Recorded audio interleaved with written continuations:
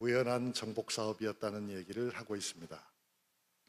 어쩌면 미국이 1945년 이후 오늘에 이르기까지 전 세계 곳곳에서 전쟁을 벌인 것도 상당히 우연한 요소들이 결합되어 있을지도 모릅니다.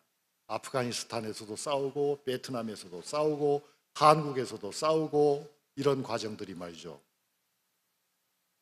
그에 비하면 오늘날 푸틴의 러시아가 싸우는 싸움들은 우연한 싸움 같지가 않습니다. 푸틴은 목표가 정확하거든요.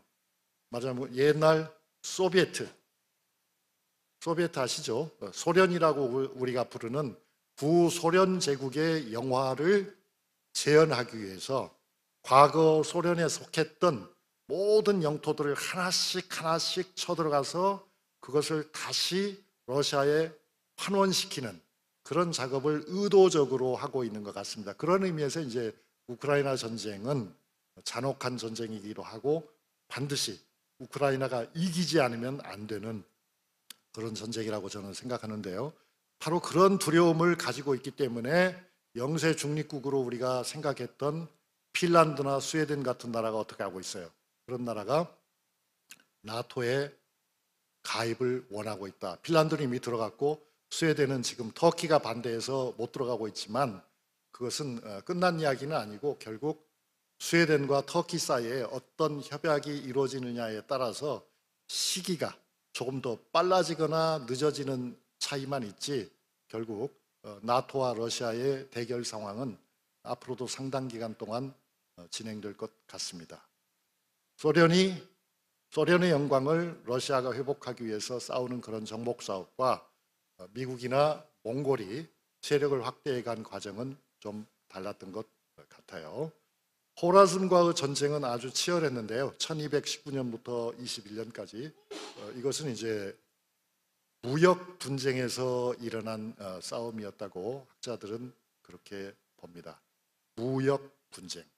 미국과 중국의 대결도 무역 분쟁에서 비롯된 것으로 지금 보입니다.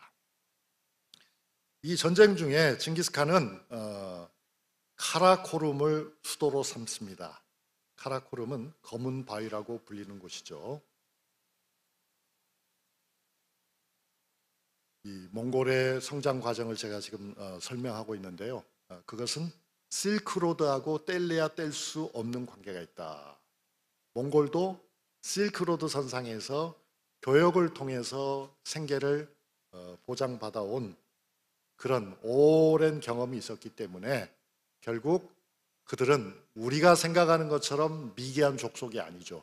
우리는 제가 이제 생각해 보니까 어렸을 때 학교에서 역사를 배울 적에 고려가 몽골을 침입을 받고 몽골에게 항복을 하고 이런 과정을 설명할 때 야만족에게 그 당한 수치스러운 항복이었다고 그렇게 가르친 것 같은데요. 몽골족은 그렇게 야만적인 족속이 아닙니다. 이 세상에 도대체 야만 족속이라는 게 존재하지도 않죠. 그것은 어디까지나 상대적인 기준이고 자의적인 기준일 뿐인데요. 몽골은 절대로 야만이라고 우리가 해서는 안 되는 그런 아주 그 나름의 독특하고 훌륭한 문화를 가진 그런 유목 민족이었습니다. 그들은 오랜 교역을 통해서 상대적으로 많은 지식과 정보를 가지고 있었어요. 이웃 나라에 관한 자기들의 어떤 훌륭한 생산 기술은 없었지만 열린 마음을 가지고 있었습니다. 또 그들은 많은 물건들을 자기가 직접 생산하지는 못했지만 고가의 물건들을 전해주고 전해받으면서 이익을 남기면서 살아왔기 때문에 그런 상업적인 마인드를 가지고 있었습니다. 그래서 결국 성공할 수 있었던 것인데요. 카라코룸 이야기가 나왔으니까 잠깐만 카라코룸 얘기를 더 해보면은 이 카라코룸은 한족들이 즉 명나라 사람들이 결국은 초토화시켜서 카라코룸의 실체를 우리가 잘 알지 못했습니다. 그런데 이제 오늘날에는 점점 그 카라코룸의 비밀이 풀려가고 있습니다. 최근에는 독일에서 몽골 학자들과 협동해가지고 공동으로 발굴 작업을 시작했거든요. 거기서 이제 카라코룸을 조사해 보니까 그 카라코룸 지역에는 거대한 불교 사찰의 유적지도 나오고 그 밖에 다른 여러 종교 시설들의 흔적들이 보이고 있습니다. 그래서 종래 우리가 생각할 때는 몽골이 불교를 대대적으로 받아들인 것은 한참 몽골 제국이 성장한 이후일 것으로 봤는데 오늘날에는 그런 생각이 잘못되었다는 것이 드러나고 있습니다. 여기 여러분이 지금 화면에서 보시는 것이 카라코름의 복원된 모습은 아니고요. 카라코름의 일부를 지금 보고 있습니다. 초원 위에 펼쳐진 대단히 아름답고 신비로운 도시였을 것입니다. 이 발굴 작업이 잘 진행되면 나중에 우리는 이 몽골 제국 초기에 수도의 모습이 어땠는지를 잘 알 수가 있겠습니다. 몽골의 역사를 이해하는데 아주 중요한 5가지 이야기를 간단히 해보겠습니다. 첫째로는 정복 사업은 아주 끔찍할 정도로 잔인하게 했지만 일단 정복 사업이 끝난다면, 즉 전쟁이 끝난다면 바로 평화를 회복하는 그런 능력이 있었다는 점을 우리는 알아야겠습니다. 그 아주 신기한, 즉 신축성이 굉장히 있었습니다. 그래서 이 몽골은 유럽을 강타한 다음에도 서쪽에 있던 여러 나라들과 관계를 회복하는데요. 그 중에는 아주 흥미로운 것도 있었습니다. 그거는 뭐냐면 교황 인노센트 4세가 몽골의 유럽 침입을 겪은 다음에 사신을 보내가지고 우리 서양을 침략하지 마 하고 그런 부탁을 해옵니다. 그리고 그런 반면에 또 쿠빌라이 칸은 이 로마 교황청에 사람을 보내가지고 선교사를 100명만 보내줘 하는 그런 부탁도 한 것이 역사적 사실로 드러났습니다. 그러니까 이제 유럽과 전쟁을 중단한 이후에 그게 이제 13세기 중반쯤이거든요. 그때 유럽과의 교역이 굉장히 활발해져요. 그래서 많은 유럽의 수도사들이 몽골에 찾아오기도 하고 또 유럽의 많은 기술자, 유럽의 예술가, 유럽의 군인들 중에서도 몽골에 협력하는 사람들도 많이 생깁니다.